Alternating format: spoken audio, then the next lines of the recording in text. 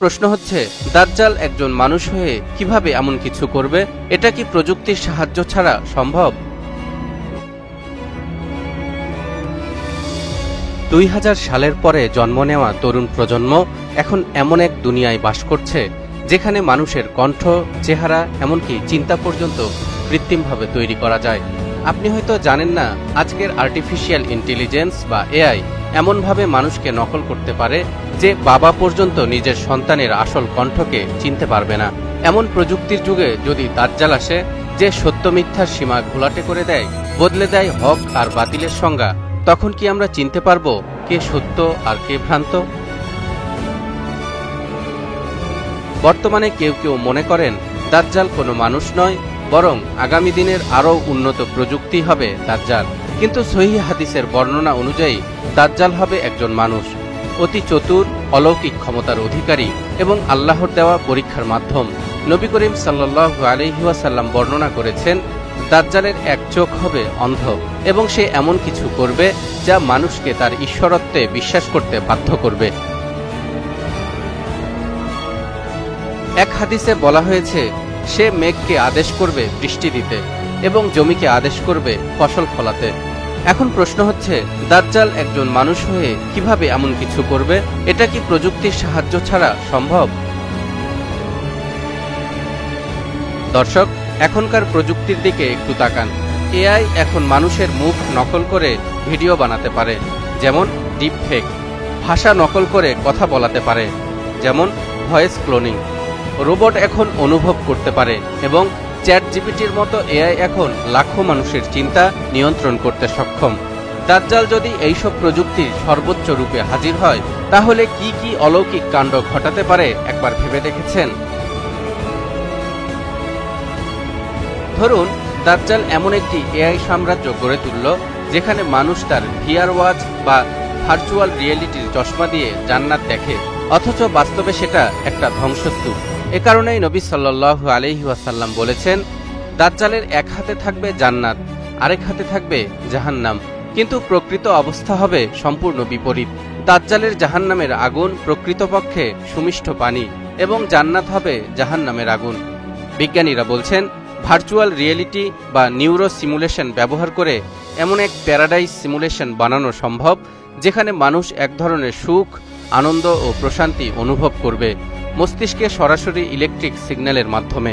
বিপরীতে কেউ যদি তার বিরোধিতা করে, তার জন্য তৈরি হতে পারে এআই ড্রাইভেন পানিশমেন্ট সিমুলেশন বা ভার্চুয়াল টর্চার, অর্থাৎ আসল জগতে কিছুই ঘটছে না, কিন্তু এআই এমন একটি ইলিউশন বা বিভ্রম তৈরি করবে যাতে লোকজন দাজ্জালের জান্নাতে থাকতে চাইবে আর তার তৈরি জাহান্নামকে ভয় পাবে।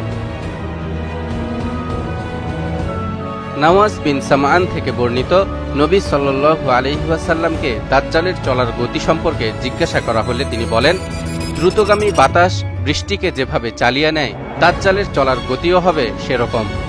AI controlled hyperloop, drone pods বা অ্যাডভান্স ভিটল এয়ারক্রাফট, ভবিষ্যতের দুনিয়ায় এমন সব ট্রান্সপোর্ট সিস্টেম থাকবে যা খুব অল্প সময়েই দাজ্জালকে এক দেশ থেকে অন্য দেশে নিয়ে যাবে। অথবা এআই যদি মানুষের হুবহু 3D হলোগ্রাম তৈরির প্রযুক্তি ব্যবহার করে, যাকে বলা হয় হলোগ্রাফিক টেলিপ্রেজেন্স, তাহলে দাজ্জাল একই সময়ে অনেক জায়গায় উপস্থিত হতে পারে, যদিও তার আসল দেহ সেখানে নেই। মানুষ ভাববে সে তো অলৌকিকভাবে সব জায়গায় হাজির, অথচ এটি প্রযুক্তির মাধ্যমে ভার্চুয়াল বা অগমেন্টেড প্রেজেন্স। হাদিসে এসেছে, দাজ্জাল মানুষের কাছে গিয়ে বলবে, আমি যদি তোমার মৃত পিতামাতাকে জীবিত করে দেখাই, তাহলে কি তুমি আমাকে প্রভু হিসেবে মানবে? সে বলবে, অবশ্যই মানব। এ সুযোগে শয়তান তার পিতামাতার আকৃতি ধরে বলবে, হে সন্তান, তুমি তার অনুসরণ করো, সে তোমার প্রতিপালক।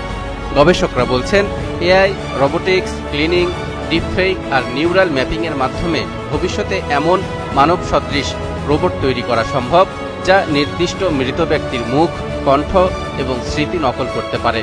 জিপিটির মতো মডেল দিয়ে সেই রোবট কথা বলবে যেমনটি ওই মৃত ব্যক্তি বলতো। ফলে উপস্থিত জনতা মনে করবে, আরে সে তো আসলেই জীবিত হয়ে উঠেছে।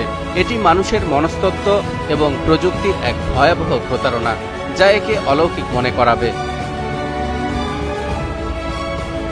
হাদিসে আরও বর্ণিত হয়েছে, দাজ্জাল এমন ক্ষমতার অধিকারী হবে যে সে জড় ও জীবকে নিজের নির্দেশে নিয়ন্ত্রণ করতে পারবে।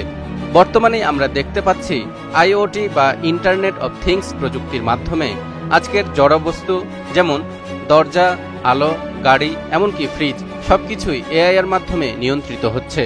অন্যদিকে গবেষণায় দেখা গেছে এআই এনহ্যান্স অ্যানিম্যাল কন্ট্রোল প্রযুক্তির মাধ্যমে ব্রেইন চিপ বা আল্ট্রাসাউন্ড সিগন্যাল দিয়ে পশুর আচরণ নিয়ন্ত্রণ করা সম্ভব।